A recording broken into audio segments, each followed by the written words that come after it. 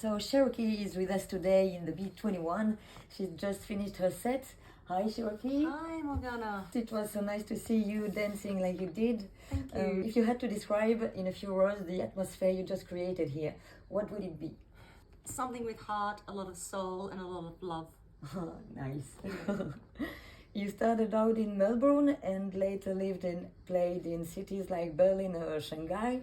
Could you tell us about that journey? And did those different scenes change the way you approach or understand house music? Most definitely. I think that being from Australia, it's a very small scene, especially coming through the underground scene. There wasn't a lot of opportunities, especially for women. So I always knew when I made the decision to take my career into a professional DJ career that I would need to go global. And so I made a decision to move to Asia because that was the closest continent to Australia. The rest of the world is very far away. But I always had in my mind to be in Berlin and the UK, and I used to go a lot to the USA to play. So I wanted to be able to build a bridge also to bring other artists through to Australia because it's such a long way, and have an opportunity to help them get booked from the other side of the world to Australia. So that was my initial goal with my DJ journey. It's big, yeah. So I had to actually go to all these places and build my reputation and just start basically my journey working as a DJ, getting opportunities. Shanghai was amazing, and I also was playing for Australia, my country. So we had World Expo Shanghai in 2010. Nice. That was amazing. Like we had all of the countries in the world come. Wow. It was insane. Good time, lots of partying. Very different. It was very new. China was still like developing. They were still learning how to speak English. So things weren't as advanced actually as they are now. And then after my time in Shanghai, I decided it was time to move on to Europe and go to Berlin. I actually did live in Istanbul in between because I had to get an opportunity to come to Berlin.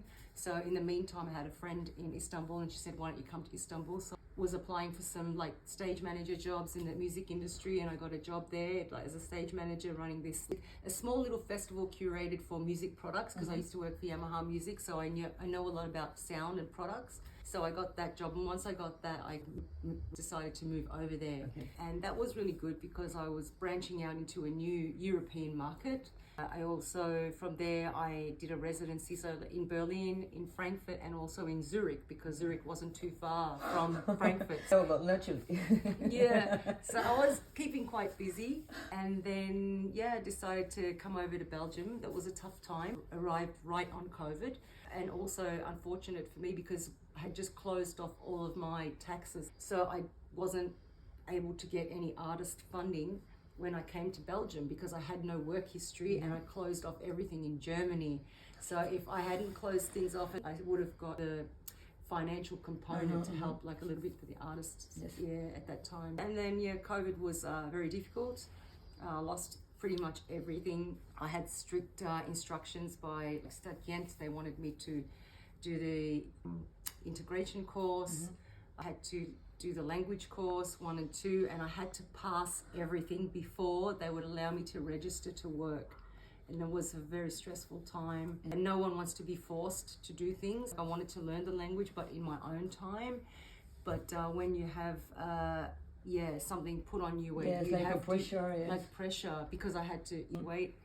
And then I had to wait for things to open and then go and approach places in Ghent for work. Also, it's confronting. Belgium takes a bit of time to really get to know people. I did that, and then I decided to go back to the US in 2024 because things were still a bit slow for me in Belgium, and I wanted to go back and play in the US. I played in Detroit and Chicago, New York, which are my house music roots and my city. Yes, it is what I was asking.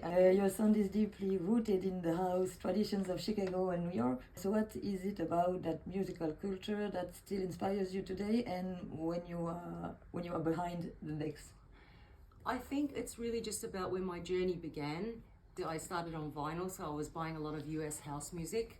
I went to New York to listen to what was going on there, to find the artists where I could go out to the nights. I'm really happy that I got to play in some iconic venues in New York and meet artists like Louis Vega, Kevin Hedge, Eric Clark, big names that were just like, for me, wow, I have their records, you know, and now I meet these guys, and they still support me today. So I think the music is still with my heart. It hasn't changed. Being able to experience different cities, say for example what China likes, what Germany likes, what Belgium likes. I really enjoy Belgium very much because I found the music suits me a lot and my personality as well. I feel it's home much more than Germany or China. Although I can always go back there and do events or stuff like that I want to do. And it's very close by to the UK, and I can get to America actually quicker than I can get back home to Australia. So there's a lot of positives, but I think that what's really nice is the music I was playing starting 20 years ago. It's actually only starting to become recognized now much more on a global scale. It's taken a lot of time. And the funny thing is, people used to say to me when they used to hear me play, oh, your music is very chill out, you know, and it's just a sound that they don't hear enough. But now it's getting popular. People know it's actually dance music. It's not chill out music, you know. So, yes. Yeah, I think I'm excited to see it grow a little bit more now. Nice. Yeah. So you have been playing for many years and across very different scene. In your view, what still makes the difference between a DJ who simply plays tracks and a DJ who really creates an experience?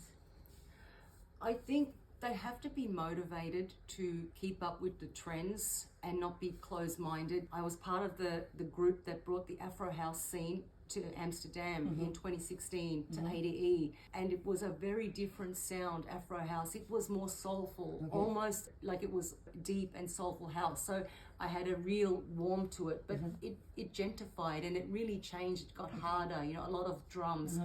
So then at that point I kind of lost it. I think listening to different things, making sure that you're keeping up with what's going on, and then really understanding what you love to play. That takes time as a DJ. You need to experience a lot of things, hear like a lot of sounds. I always say to DJs, pretty much what you start with the first 3 years, you always go back to your roots. You know? So I'm always playing my roots, and if someone says to me, can you do a gig? I'm like, yeah, well, I don't play Afro House. They're like, what? You don't play Afro House? I'm like, no, I don't. This is what I play. So I'm happy with what I play and get booked to play.